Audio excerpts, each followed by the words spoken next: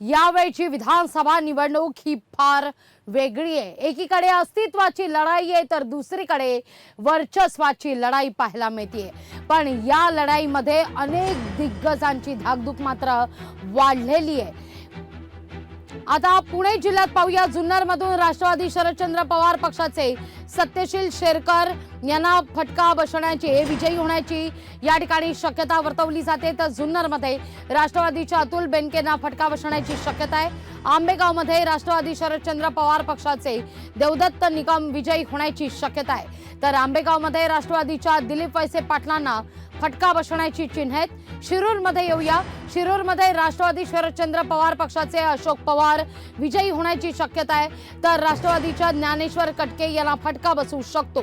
दौंडमध्ये राष्ट्रवादी शरदचंद्र पवार पक्षाचे रमेश थोरात विजयी होण्याची चिन्ह आहे। तर दौंडमध्ये भाजपच्याच राहुल कोल यांना झटका बसण्याची शक्यता वर्तवली जाते। इंदापूरमध्ये येऊया, इंदापूरमध्ये राष्ट्रवादीचे दत्तात्रय भरणे विजयी होण्याची शक्यता आहे। तर ऐन निवडणुकी दरम्यान शरदचंद्र पवार पक्षात दाखल झालेल्या हर्षवर्धन पाटलांना या ठिकाणी धक्का बसू शकतो। बारामतीत येऊया, आता बारामतीमध्ये पवार विरुद्ध पवार असा हाय व्होल्टेज सामना रंगलेला होता। बारामतीमध्ये अजित पवार विजयी होण्याची शक्यता वर्तवली जाते। तर राष्ट्रवादी शरदचंद्र पवार पक्षाच्या युगेंद्र पवार यांना फटका बसण्याची चिन्ह आहेत। पुरंदरमध्ये काय स्थिती आहे, तर राष्ट्रवादीचे संभाजी झेंडे विजयाचा पताका फडकवण्याची शक्यता आहे। तर शिवसेनेच्या विजय शिवतारेंना या ठिकाणी झटका बसू शकतो। पुरंदरमध्ये काँग्रेसच्या संजय जगताप यांना झटका बसण्याची शक्यता वर्तवली जाते। भोरमध्ये येऊया, भोरमध्ये काँग्रेसचे संग्राम थोपटे विजयी होण्याची या ठिकाणी शक्यता वर्तवली जाते। तर भोरमध्ये राष्ट्रवादीच्या शंकर मांडेकरांना झटका बसण्याची शक्यता वर्तवली जाते।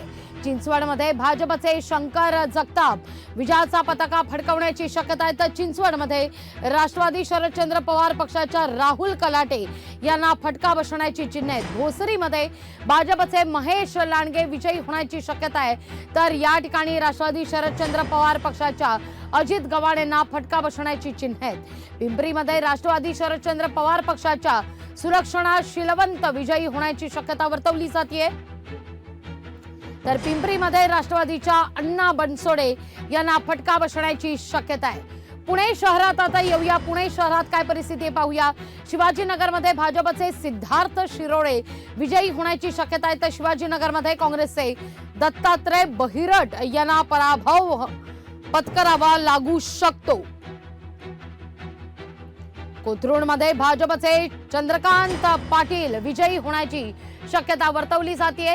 तर ठाकरेंच्या शिवसेनेच्या चंद्रकांत मोकाटेंना या ठिकाणी फटका बसण्याची शक्यता वर्तवली जाते। खडकवासल्यात येऊया, खडकवासल्यामध्ये राष्ट्रवादी शरदचंद्र पवार पक्षाचे सचिन दोडके हे विजयी होण्याची शक्यता आहे। तर खडकवासल्यातून भाजपच्या भीमराव तापकीर यांचा पराभव होण्याची शक्यता वर्तवली जाते। खडकवासल्यामधून मनसेच्या मयुरेश वांझेंचा या ठिकाणी त्यांना पराभवाचं तोंड बघू लागू शकतं असं म्हटलं जाते, शक्यता वर्तवली जाते। अर्थात या सगळ्या संदर्भात आमच्या रिपोर्टर सोर्स कडून मिळालेल्या